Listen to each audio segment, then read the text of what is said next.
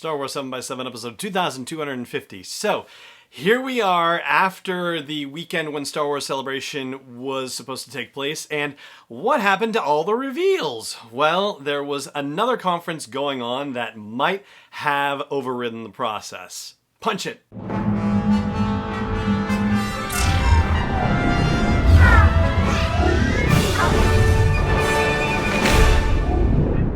Hey Rebel Rouser, I'm Alan Voivod, and this is Star Wars 7x7, your daily dose of Star Wars joy, and thank you so much for joining me for it.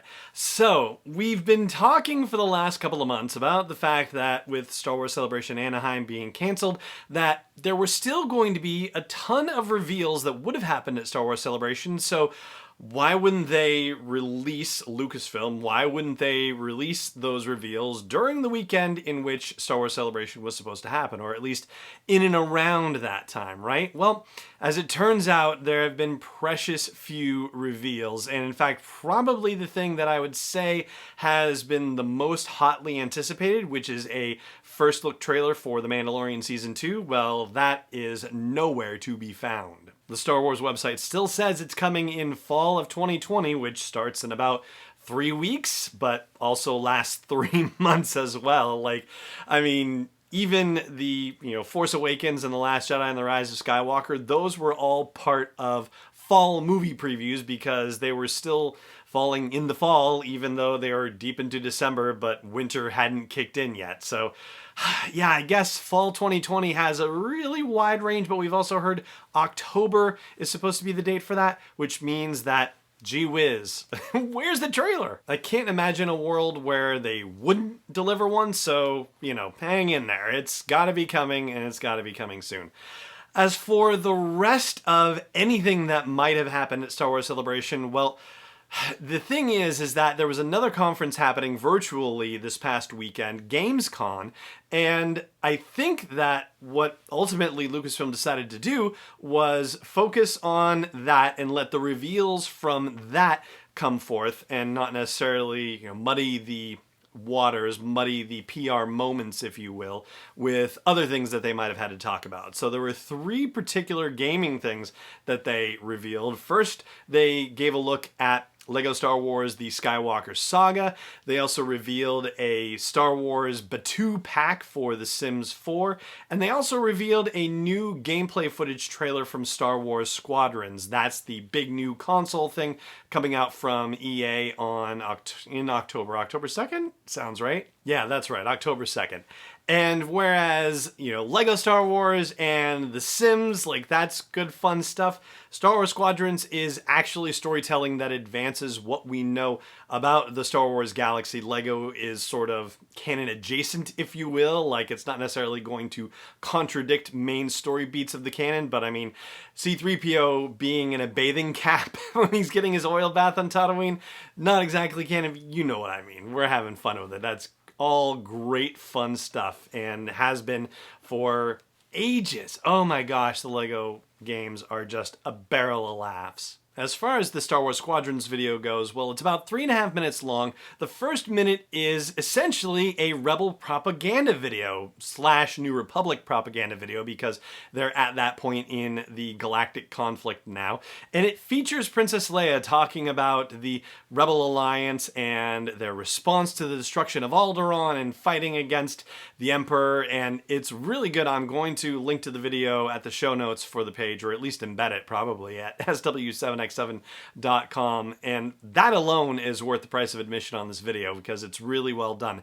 And then Suzanne Hunka, who is a narrative producer for Motive Studios on Star Wars Squadrons, she gives an overview of other aspects of Star Wars Squadrons gameplay, including a look at one of the missions on the Imperial side of the house. And in that mission, we find out that the Empire has spies in the Rebel Alliance / New Republic, and one of them has information about Project Starhawk. That is the big project to invent the next generation of capital ship for the Rebel Alliance / New Republic to be able to take on the Empire / Remnant and fight toe-to-toe with them. And so your mission is to go behind enemy lines and rescue this Agent Thorn. And as far as we can tell, Agent Thorn is a brand new character. I've done a couple of searches and cannot find anything about this particular person that has been done before. So your job as part of Titan Squadron is to go in and get this person rescued and then get out. And the footage they share really shows how intricate, complex, and beautiful the gameplay is. It also features cutscenes that you'll see, and it also includes some of the interactive situations that you have with other characters in your squadron, for example. And, despite all the cool visuals and whatnot, I have to say, I think my favorite thing is just the voice acting, like getting to hear some folks talking to you, with you, at you, as the case may be. Obviously, Princess Leia is one of those, as discussed earlier, but also Admiral Ray Sloan gives orders in one of the scenes that they show. And then there's also commentary from Harrison Dula and from Wedge Antilles. So that's really awesome. The unfortunate thing is that there's not yet been any announcements about voice casting, and I've been looking for this stuff and I can't seem to find it yet. There is one sort of weird maybe confirmation that I'll share with you in just a second. But first, I do just want to give a quick shout out to our friends at Audible. Once again, they are offering a free 30-day trial of their service and a free audiobook download for you if you go to sw7x7.com/audible. The new Thrawn book is coming out tomorrow, so that might be something to consider if you like the Thrawn books, Timothy Zahn's contributions to the Star Wars galaxy.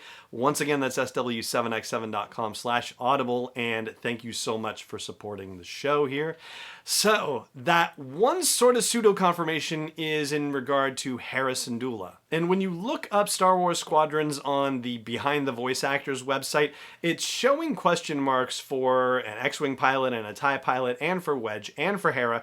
But if you look at Vanessa Marshall's page on there, it's actually showing her as being the voice of Harrison Dula in Star Wars Squadrons. Now, if that was public information, if that had been officially confirmed somewhere, then I imagine that Vanessa Marshall would have tweeted about that. And I went looking through her tweet stream, and if it was there, then I just missed it. I haven't seen it. And it's not like StarWars.com has made any sort of official PR announcement about the people who are providing voices for Star Wars Squadrons, or EA for that matter. So for all we know, this Behind the Voice Actors website, that could be something where just any old person can update it, similar to how I've been told that any old person can update IMDb as well with new and future projects and that sort of thing. I have to imagine that there's probably a little bit tighter rein on those sorts of things than we might necessarily think. But be that as it may, I'll just simply say that, gosh, if they're going to have Harrison Dula, or since they're going to have Harrison Dula in Star Wars Squadrons, I hope that Vanessa Marshall is the person who's voicing her. I think that would be fantastic. My ear, unfortunately, is not necessarily good enough to listen to the clip of Hera talking in the Squadrons and be able to say with certainty that it's Vanessa Marshall. So if you feel like you have that kind of ear to be able to discern for sure, then by all means, let me know. Or, hey, Vanessa Marshall, if you're catching this show and want to confirm it, do that too. That right there is going to do it for our show today, our look at what reveals happened during the time that Celebration itself happened. And that's it for today. Thank you so much for joining me as always, and may the Force be with you wherever in the world you may be.